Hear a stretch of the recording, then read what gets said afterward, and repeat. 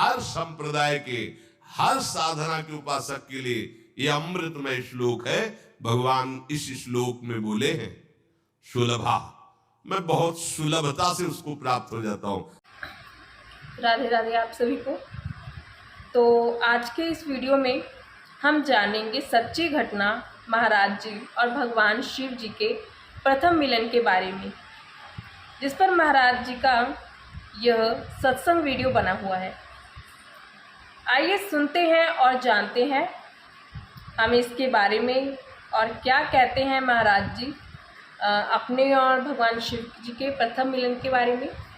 तो अगर आप हमारे चैनल पर नए हैं तो प्लीज़ चैनल को सब्सक्राइब कर लीजिए और वीडियो में बने रहिए, पूरा वीडियो ज़रूर देखिए, क्योंकि आधी जानकारी अक्सर ही हमारे लिए सही नहीं होती है, घातक होती है। तो इसलिए पूरी जानकारी आप लीजिए और पूरा यह सत्संग सुनिए। जैसे महाप्रभु बोले क्यों न बिन कष्ट रस सिंधु को पीजिए, जो कह रहे तस्याहम सुलभा, मैं उसके लिए सुलभ हूं। सुलभ माने बिल्कुल सहजता से प्राप्त हो जाता हूं। किसके लिए? बोले अनन्य चेता सततम यो माम स्मरति नित्यशः, जो मेरा अनन्य चिंतन करता है, नित्य निरंतर चिंतन करता है, बस यही जीवन का लक्ष्य रहा है। गुरु कृपा से बच्चापन में ही गुरुदेव भगवान की बलिहारी यही बात डाल दी थी कि बच्चा निरंतर भजन करने से जो झांकी आती प्रभु, हमें शब्द याद है, झांकी आती तब जानना चाहिए भजन, एक क्षण भी भजन न छूटे। ये संस्कार अगर कहीं भगवान की कृपा से और मार्ग का गुरुदेव उपदेश करते तो एकदम पूरा स्वभाव था वही पड़ता, पर भगवान ने जहां जैसे पहुंचाना होता है वैसे ही, जैसे सन्यास मार्ग में भी थे तो हमारी निराकार में रति नहीं थी, गंगाधर भगवान शिव के रूप में आसक्ति थी। अब हमें पता चला कि क्यों नहीं होने दी निराकार में, क्योंकि रूप में ही लाना था उनको कृपा करके, इसलिए निराकार में आसक्ति नहीं होने दी। फिर उनका सारा पहले विधान होता है। गुरुदेव भगवान ने ये पिताश्री से कहा, पिताजी आए और कहा कि ये लड़का बाबा बनना चाहता है स्वामी जी। वो आते जाते थे घर में, वो सैमशी में उस समय स्वामी जी विराजमान।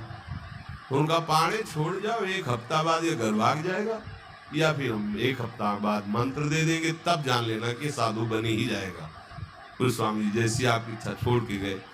एक हफ्ते जो है गुरुदेव भगवान ईंट ढोवाना, झाड़ू लगवाना, बड़े कार्य करवाना, और जैसे पेड़ा आदि आते सबको बांटते, हमें एक भी पेड़ा नहीं देते। शाम के एक बार भोजन की अनुमति पाल, 7 दिन तक चुपचाप शेष।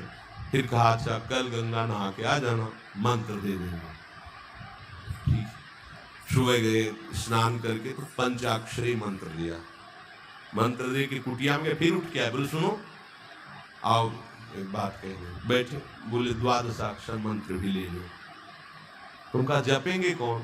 बोले पहले तुम ये जपना, लेकिन ये रखे रहो, आगे काम आएगा। हमारी समझ में नहीं आ रहा था कि मतलब मंत्र 2 क्यों दे रहे हैं। ये पहले से भूमिका तैयार थी वृंदावन की, हमें पता नहीं था। द्वादशाक्षर मंत्र भगवान श्री कृष्ण का, पंचाक्षरी मंत्र सबसे पहले दिया। बाद में पता चला कि ये बीज तो गुरुदेव ने ही पहले बो दिया था कि जिस मार्ग से घूम के जाना है। वो कह रहे थे कि बाद में तुम्हें पता चलेगा। वो बाल्यावस्था थी, मेरी मति गति वहां तक पहुंच नहीं रही थी। और जपे हम पहला ही, जपे पहला ही। तो इस वीडियो में अभी तक महाराज जी कहते हैं कि भगवान की प्राप्ति के लिए सबसे महत्वपूर्ण है निरंतर स्मरण। सिर्फ पूजा पाठ के समय नहीं, बल्कि हर क्षण मन भगवान में लगा रहना चाहिए। जिस प्रकार एक पतिव्रता स्त्री का मन अपने पति में रहता है, उसी प्रकार साधक का मन अपने आराध्य में रहना चाहिए। जब मन बार बार भगवान के नाम, रूप और लीला में जाता है, तब धीरे धीरे संसार की आसक्ति कम हो। बाद में जब भगवान शंकर ने इधर, तब मुझे समझ में आया कि बीज तो गुरुदेव भगवान ही अंदर से बो दिए थे पहले ही। ये कृपा गुरुदेव भगवान की हुई कि चित्त में बैठा दिया कि निरंतर चिंतन करना यही संन्यास है, यही साधना है, यही भगवत प्राप्ति का स्वरूप है। गुरु कृपा से पूरे जीवन भर एक बात रहे कि हम कभी एक सेकंड के लिए अपने आराध्य देव को ना भूले। पूरे जीवन भर इसकी चेष्टा गुरु कृपा से कर। अन्य सब बात थी साधन की, पर बात उसमें प्रधान ये थी कि भूले ना। जैसे हम गायत्री मंत्र भी जप रहे हैं नैष्ठिक ब्रह्मचर्य में, तो गुरु के द्वारा दिया हुआ पंचाक्षरी मंत्र लिखा हुआ है, बार बार उसे देख रहे हैं, अंदर से देख रहे हैं, गायत्री मंत्र चल रहा है। बड़ी कृपा रही है, मन को भागने के अवसर नहीं मिले। अनन्य चेता सततम, इसीलिए हम आपको फिर कह रहे हैं, बहुत जल्दी लाभ लेना है तो इसको डबल पटरी में फंसाओ। यह जो एक मन बहुत ठोर कर कहकर उसने सच पायो, बहुत जगह नहीं लगता है कि एक प्रभु में लगाओ फिर संसार में, प्रभु में ही 2 जगह लगा दो। बड़ी चतुराई से फांसा जाता है। यदि मंत्र से भाग रहा हो और तुम्हें कहीं रूप का अभ्यास हो, भगवत कृपा से रूप में फंसाओ, चरणों से लेकर के मुकुट तक, मुकुट से लेकर चरणों तक इसको फंसाओ। पर ये कठिन बात है, रूप आना कोई साधारण बात थोड़ी। तो डबल नाम में फंसाओ। जैसे कल कहा था कि शरणागत मंत्र चल रहा, राधा लिखे, राधा बार बार, और शरणागत मंत्र जा कहाँ जाएगा। जब गायत्री जी जब करते थे अनुष्ठान पुरस्चरण का, तो सामने पंचाक्षरी मंत्र लिखा हुआ है, गायत्री मंत्र चल रहा है। अगर हम जरा सा भी चूकेंगे तो या तो मंत्र छूटेगा और या तो वो दृश्य छूटेगा। बिल्कुल मन को कोई जगह नहीं रखते थे, कोई जगह नहीं रखते। अनन्य चेता, ये बहुत बड़ी सिद्धि, बहुत बड़ा लाभ है कि अन्य कुछ स्मरण ना आवे। इसका अभ्यास आप कर लीजिए, फिर नशा तो ये चढ़ा देगा। ऐसा नशा चढ़ता है, ऐसा लगता है जैसे खोपड़ी घूम रही हो और उसके साथ मंत्र घूम रहा हो। ये ऐसे करो तो पका जैसा दर्द हो, एक एक नस नाड़ी मंत्राकार। न भोजन की इच्छा है, न किसी के देखने की इच्छा है, इच्छा रहित केवल मंत्र से, तलाकार वृत्ति, मंत्राकार वृत्ति। अब इतनी प्रपंच की वृत्तियां फैलाए हो, इतना बहिर्मुख हो, कैसे बात समझोगे अंतर की। अनन्य चेत, भगवान कह रहे हैं मैं सुलभ हूं, सुलभ हूं। काशी में प्रतिदिन ही होता। आज महादेव जी साक्षात आए, सुबह से तैयारी हो जाती थी। आज महादेव जी घाट में रहते थे, पंडों की छतरी के नीचे तपती हुई धूप, तो घाट में धूप ऐसे ज्वाला सी लगती थी, और छोटी सी छतरी उसी के नीचे दोपहर रात्रि में 2 बजे तक तो तपती थी फर्श, और 2 बजे के बाद स्नान करके महादेव जी विश्वनाथ जी पहुंच गए। बस रोज आज तो एक दिन इतना आनंद था कि आज तो बस आ ही रहे हैं, ऐसा आ ही रहे हैं। यहाँ पर महाराज जी कहते हैं कि मन बहुत चंचल है, इसलिए इसे खाली मत छोड़िए। यदि मंत्र जप कर रहे हैं तो साथ में भगवान के स्वरूप का भी चिंतन कीजिए। महाराज जी कहते हैं कि मन को डबल पटरी पर चलाओ, एक तरफ नाम जप और दूसरी तरफ भगवान का स्वरूप। जब मन को भगवान में व्यस्त रखा जाता है तब उसे भटकने का अवसर नहीं मिलता है। यही अभ्यास धीरे धीरे अनन्य भक्ति में बदल जाता है। जैसी भावना करोगे, जा पर जाकर सत्य स्नेहु, सो तो मिले न कर संदेह।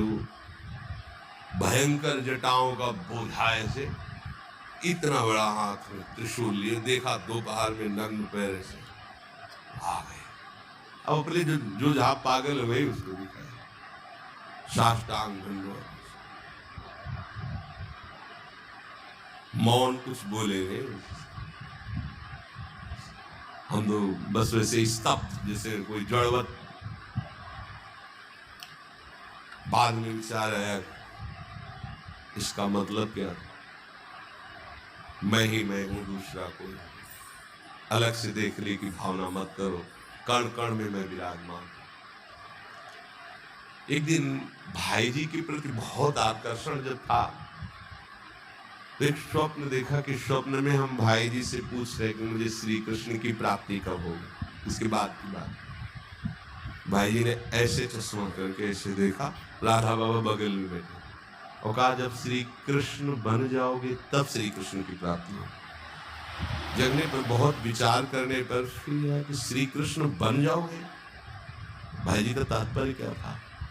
तो सुन, मन कृष्णाकार, बुद्धि कृष्णाकार, चित्त कृष्णाकार, अहम कृष्णाकार, तब कृष्ण साक्षात्कार हो गया।